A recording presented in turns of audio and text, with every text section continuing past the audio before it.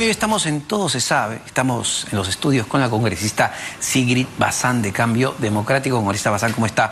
Muy buenas noches ante todo. Y quería empezar con un tema que pues resulta un escándalo absoluto para todos los peruanos, ¿no? Que es la fuga de Juan Silva, exministro de Transportes y Comunicaciones. A partir de esta fuga y a partir de lo que hemos venido conociendo, ¿ha cambiado su percepción sobre el gobierno de Pedro Castillo? No solo Juan Silva, Bruno Pacheco, los sobrinos y la actitud del gobierno hacia estas personas. Sí, mira, gracias Omar por la invitación y por la pregunta, ¿no? Yo creo que nosotros siempre hemos tenido una postura crítica y desde el momento en el que decidimos apoyar al señor Castillo en una segunda vuelta fue sobre temas, propuestas. Incluso incluimos el tema, como varios sabrán, de la equidad de género, derechos de la mujer, que todavía tratamos de seguir defendiendo, aunque a veces recibimos puertas cerradas, ¿no? Y en ese sentido sí creo que no solamente lo del señor Silva, sino varios casos mencionados por ti mismo han generado esa desconfianza, han generado ese alejamiento de no solo las fuerzas políticas o los congresistas, sino, mira, la bancada de Perú Libre ya son 4 bancadas ahora y creo que la población también se está dando cuenta. Yo creo que los audios que podrían involucrar al señor Silva en tremendos actos de corrupción son fulminantes y me atrevería a decir, como en algún momento lo he dicho con respecto, por ejemplo, a otros acusados e investigados, ¿no? La señora Keiko Fujimori, entre otros. O sea, son personas que, de probarse, y ojalá sea lo antes posible, este tipo de cosas, deberían ir presas. El señor Silva debería ir preso, si esto es cierto. Nosotros tuvimos una reunión con el exministro, el señor Silva, cuando era ministro, y por esa reunión es que decidimos incluso votar a favor de que se le interpele y firmamos la censura, porque no encontramos respuestas. A partir de estos audios que hemos escuchado o que hemos leído, porque hay una transcripción que incluso es mucho más incriminatoria, donde hablan de los 100 grandes, ¿usted cree que Juan Silva es un delincuente? Bueno, formalmente yo no puedo ser jueza y decir que lo es. No, pero a partir de los indicios que vemos. Pero si los audios son verídicos y lo que se está diciendo es cierto, pero por supuesto no. O sea, el señor debería ir preso, por ende terminaría siendo un delincuente si así lo sentencia la justicia, que ojalá actúe pronto, ojalá no haya ningún apañamiento. Hoy en el Pleno del Congreso de la República se está discutiendo la posibilidad también de que el señor ministro del Interior responda, el nuevo, ¿no?, recientemente nombrado ministro del Interior, realmente responda por sobre tantos casos de este tipo de prófugos, como le decimos ahora, ¿no? Debería, a ver, porque esto es más grande que solo el señor Juan Silva. El ministro del Interior, Dimitris Enmache, para usted debería renunciar toda vez que el caso es escandaloso. Es decir, el Ministerio Público le dice, oye, policía, vigílame a este señor que parece que se puede escapar, y se escapa a vista y paciencia de todo el mundo. Y hay una responsabilidad política, entiendo, del ministro. Mira, yo fui de las que ni siquiera firmó. Yo hice el pedido de censura contra el exministro Chávarri, ministro del Interior, que no solamente tenía, y creo yo, más responsabilidad sobre estos casos porque ha venido viendo esto de los sobrinos, que no los encuentran, que no saben dónde están, y que además, bajo su mandato, se ocasionaron estas muertes, estos asesinatos, en realidad, en medio de confrontaciones con la policía en los paros agrarios y de transportistas. Sí. Entonces, luego de haber salido el señor Chávarri, creo que el Congreso tiene también la obligación de citar al señor nuevo ministro del Interior para escuchar un poco cuáles o qué cosas son las que él recoge en esta nueva gestión. Porque el señor acaba de entrar hace, me corregirás tú, menos de un mes, 2 semanas. Es reciente, pero de todas maneras a lo que voy es que hay un tema que resulta evidentemente escandaloso, en el sentido de que yo, Ministerio Público, el 27 de mayo le pido a la policía, vigílamelo que se puede escapar. La videovigilancia. Nadie lo vigiló, tenía seguridad el Estado. Nadie supo dónde estaba. Ahora, Mar, si me permites, una de las cosas que yo también creo que daría gran muestra de que se está tratando de transparentar esto, de que no es, como tú dices, ¿no?, algo escandaloso, sino que ojalá quisiera creer yo, ¿no es cierto?, se les ha escapado de las manos. Claramente esa hipótesis está más lejana que la del complot. ¿Cómo se te va a escapar de las manos si tienes a 2 policías que te están haciendo seguimiento todo el día? De acuerdo, pero digamos, escuchar tal cual, ¿no? Para pedir una moción de censura, por ejemplo, hay que pedir una interpelación o una citación al Pleno. Lamentablemente esas son las formalidades. A mí me gustaría que ayer ya estuviese todo esto solucionado. Pero siguiendo los procedimientos, yo creo que se le debería citar al señor, se le debería censurar en el caso también se vaya comprobando responsabilidades, pero un buen gesto del propio presidente de la República, Omar. Esto de haber pedido la nulidad de la investigación que se está siguiendo en Fiscalía, yo creo que es un error. Yo creo que ahí el Ejecutivo también tiene cosas que aclarar. La cercanía del presidente con el señor Silva ha sido además pública. Es un error o demuestra lo que sostiene el fiscal de la Nación, Pablo Sánchez, que hay una organización criminal enquistada en el gobierno y cuya cabeza es Pedro Castillo y que justamente tiene todo el poder del Estado, del aparato estatal, para entorpecer la justicia.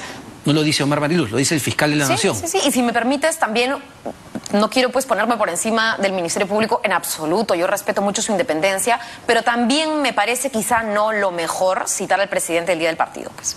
O sea, independientemente de cómo vayan las cosas, un día, justo el partido del repechaje donde Perú decide llevar el Mundial, se le cita al presidente de la República. Yo creo que por transparencia... Pero no tendría mucho que ver, ¿no? Porque de todas maneras la idea es que el presidente conteste lo antes posible. No sé cuándo vuelva de su viaje a la cumbre de las Américas, pero en todo caso... No tengo el cronograma ahora mismo. La idea es que vaya a responder, ¿no? Sí, pero esas cosas a veces uno pensaría, claro, yo también quisiera que el presidente responda lo antes posible, pero nada es fortuito. Pero a ver, yo insisto con las relaciones, porque esto no acaba en el señor Juan Silva. No es Juan Silva que habría hecho todo esto. De acuerdo. La hipótesis fiscal es que hay una organización criminal. ¿Qué piensa ahora de Pedro Castillo?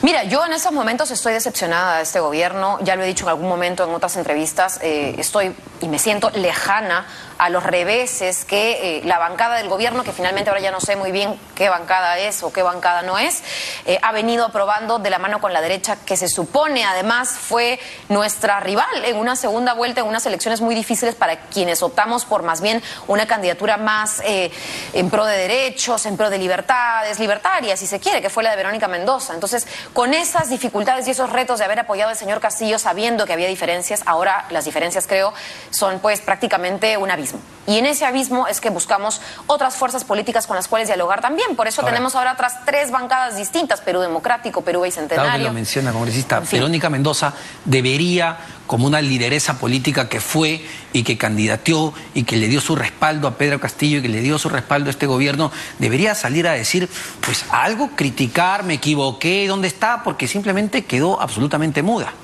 Mira, yo no sé ahora mismo cuál es la visión política, estratégica del partido del Nuevo Perú, pero entiendo que Verónica Mendoza también ha tenido un tiempo prudente para reconstruir un poco. Recordarás, tuvimos problemas con la inscripción del partido, hay un tema a la interna que muy pocos partidos lo miran, porque a veces es el titular el que más se visibiliza, pero hay un trabajo de construcción detrás. No puedo hablar por la compañera, sí, claro. No está ella presente, pero sí me gustaría que se sepa que los partidos políticos tienen que ser algo más que solamente vocerías o que solamente... A eso vamos, y justamente por eso no cree que ella debería, a partir del liderazgo que tuvo en las elecciones, porque claro, la gente no sabe si se han dividido en Nuevo Perú, Juntos por el Perú, la gente votó por una idea y por un concepto.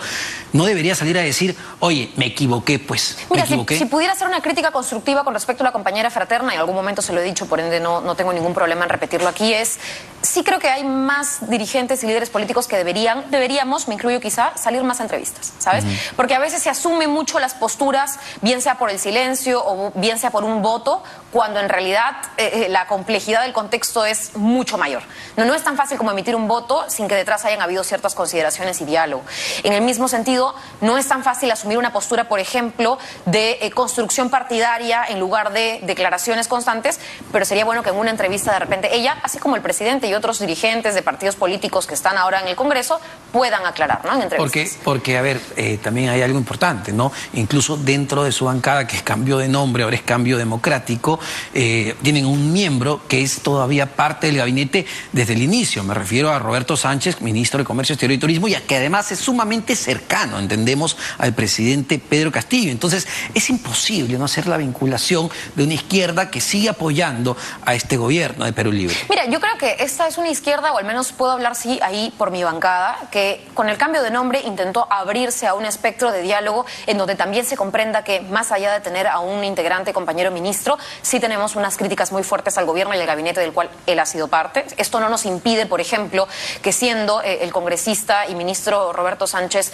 miembro del Ejecutivo, nosotros no presentemos censuras contra los ministros, apoyemos mociones de interpelación. Entonces, también tenemos un control y una crítica constante, pero lo que sí creo podemos decir es que somos defensores de la institucionalidad. Hoy día se supone se iba a debatir o se va a debatir, ya no lo sé, un informe de la comisión, yo le digo comisión fraude, pero bueno, es una comisión que busca investigar un supuesto fraude entre las elecciones presidenciales y para las elecciones congresales. O sea, que pone en propio cuestionamiento nuestra propia elección, que además ha gastado 200.000, 300.000 soles, este informe periodístico que ha salido ya develado. ¿Para qué? Para un informe de 200 páginas que no encuentra ninguna prueba de fraude y que solo recomienda hacer algunas mejoras. Eso es volver nuevamente al pasado cuando el principal problema en este momento que nos expone el Ministerio Público es que estaríamos gobernados por una posible organización criminal. Eso no es poca cosa. Bueno, entonces los políticos tienen que qué asumir su curioso, responsabilidad. si esa es la hipótesis y qué curioso de comprobarse en todo caso, porque mira, hemos llegado a una segunda vuelta con una acusada, bueno, en todo caso, sí, pues acusada, ya ha llegado a un nivel de acusación la señora Keiko Fujimori por organización criminal con todo un partido que ahora tiene congresistas, y el señor Castillo, que hoy por hoy de repente iba a terminar acusado, claro, ahora mismo en una etapa preliminar, en una etapa previa, yo no soy fujimorista, pero de investigación. Pero claro, haciendo las diferencias, Keiko Fujimori está enfrentando a la justicia. En el caso de lo que vemos ahora, son claro, los Keiko prófugos, Fujimori no es presidenta, los prófugos del gobierno. Pero estamos yo creo frente que al gabinete de los Castillo, prófugos. Después de estos 100 y pico días sin declarar, debería zanjar de una vez por todas. Más de 100 días de no hablar. ¿Qué alimenta o qué sensación genera? Mira, yo he tenido mis dos visiones desde los medios de comunicación y ahora desde la política, y sí creo que a veces uno se sobresatura diciendo cosas en donde finalmente cosas se pueden tergiversar si uno abusa, digamos, de este medio de declarar y declarar, porque como te comento, la realidad es mucho más compleja que un titular, y eso lo sé y lo sabemos todos, o que una imagen, pero no declarar en absoluto es también una señal, el silencio es una señal o de complicidad, o de ignorancia, o de desinformación, o por último, de poca importancia con respecto a ciertos temas. Entonces yo sí creo que es un error comunicativo. Lo he dicho antes, las veces que me reunía con el presidente de la República, que han sido muy pocas en realidad, pero que fueron además hasta hace varios meses, ya no me he vuelto a citar, ni yo he vuelto a recurrir tampoco, pero yo le recomendaba, ¿no? En algún momento el Ejecutivo deberían transparentar las cosas que ustedes mismos a nosotros nos dicen son dimes y diretes y no son verdades. ¿Y qué le decía? ¿Por qué no? ¿Por qué no decirlo a la prensa? Por supuesto. Le decía que lo iba a hacer. Ese es otro problema, claro, ¿no? Que es un ejecutivo que es difícil que recibas un no, pero al mismo tiempo en las acciones se distancian de las palabras. No, claro, el tema es que a usted le dice una cosa, y yo lo he visto, al monseñor le decía una cosa, Omar, a todo el mundo le decía una cosa, pero yo le pregunto, ¿usted le sigue creyendo a Pedro Castillo? Yo en estos momentos, difícil. Me gustó mucho algunos gestos, por ejemplo, en donde el señor Castillo sí observó y cumplió con observar esta ley nefasta que retrocede en la SUNEDU y que busca nuevamente una Asamblea Nacional de Rectores y un cogollo ahí que poco favor le hace a la educación del país, a la calidad de la educación en el país. Y el Ejecutivo lo observó. ¿Y qué acaba de hacer el Congreso en la Comisión de Educación el martes? Nuevamente insistir. Entonces, esas cosas, hay algunas que yo sí le doy un margen de acción a un Ejecutivo que creo puede mejorar en ciertos aspectos, pero la desconfianza en mí, y te lo comento abiertamente, está, pues, ¿no? Como el resto de los peruanos. Pero, a ver, ¿cuál debería ser desde su punto de vista la solución política a todo esto a partir de los indicios, audios, transcripciones que conocemos? Pedro Castillo debería renunciar, Pedro Castillo debería ser vacado. ¿Cuál es su posición ahora? Sí, yo creo que ahí estás haciendo una pregunta muy importante, porque a muchos congresistas en entrevistas se nos pregunta qué debería hacer el presidente, por ejemplo, o cómo vemos la figura presidencial. Y poco se nos pregunta de qué podría hacer el Congreso. Muchos líderes políticos y hasta congresistas se han plegado a esto de adelanto de elecciones. Y en medio de ello, lo que no estamos mirando es que se están aprobando, por ejemplo, ya un dictamen en la Comisión de Constitución, proyectos de bicameralidad, que yo en algún momento, siendo politóloga, licenciada en ciencia política, digo, oye, la bicameralidad es algo bueno, el voto facultativo es bueno, funcionaría en el país, veamos. Y te das cuenta que en ese dictamen de bicameralidad están amarrando la reelección. Y la reelección es una figura que también, como politóloga, cientista política, te podría decir, oye, haces políticos de carrera, formas a las personas, pero en nuestro país el 85% de ciudadanos en el 2018 nada más votaron en contra de la reelección. El 90% votó en contra de la bicameralidad. Yo le preguntaba sobre la salida política sobre Pedro Castillo. Si nuestra solución va a ser, claro, un adelanto de elecciones con todos los congresistas postulándose a reelegirse, si la solución va a ser un adelanto de elecciones en donde tengamos una elección entre Keiko Fujimori y el señor Rafael López de Aliaga, mira, para mí eso no es la mejor salida en estos momentos. ¿Qué propongo yo? Que se amarre varias de las reformas que nosotros como bancada y quien te habla también ha propuesto, una serie de reformas políticas y del Estado. Por ejemplo, que los sentenciados en primera instancia no formen parte de los partidos políticos. Pero en medio de todo eso, ¿dejamos a Castillo? Bueno, el presidente ha sido elegido por los peruanos. ¿Qué puedo hacer? Sacar a cada presidente que hace mal las cosas. Por más que sigan saliendo, 6 meses, por más que sigan saliendo indicios de que podría ser la cabeza de una organización criminal, por más que los ministros de Estado fuguen. Pero por eso es que debe ir a la Fiscalía. Por eso es que el Ministerio Público debe actuar. Porque un Congreso, Omar, y ahí sí, esto lo sabes tú, un Congreso no puede investigar. Tenemos comisiones investigadoras, pero no podemos fallar. Pero sí puede vacar. Y yo no con 87 votos. Y yo creo que los votos que ganó el señor Castillo en las elecciones pesan más que los 87 votos de un Congreso que tiene 10% de legitimidad. Sí, probablemente menos. Dina Boluarte, hay una acusación constitucional en marcha, también se busca inhabilitarla y entiendo que la estrategia va por ahí. ¿Cuál es su posición sobre lo de Dina? Mira, tengo entendido que el día de hoy se ha leído también en el Pleno del Congreso, no tengo entendido, lo he escuchado, se la va a citar al Pleno del Congreso, pero yo creo que ella ya tiene una acusación en curso dentro de la Comisión de Acusaciones Constitucionales, la Subcomisión de Acusaciones Constitucionales. Yo creo que eso debe seguir su curso y yo creo que es muy probable que se respalde el informe que esa comisión, espero yo, y con la seriedad debida se haga, ¿no? Porque sí hay cosas, indicios en donde no solamente se han dicho medias verdades, sino que la señora ha dado una versión, luego ha dado otra, y habría que investigarlo en la medida en la que... Pero en la medida que ella pueda haber cometido una infracción constitucional al firmar, le pregunto, al firmar como presidenta de este Club Apurímac y gestionar intereses, la historia la conocemos. En la medida de que la acusación se sostenga en eso y no en la medida de un plan para vacar al presidente.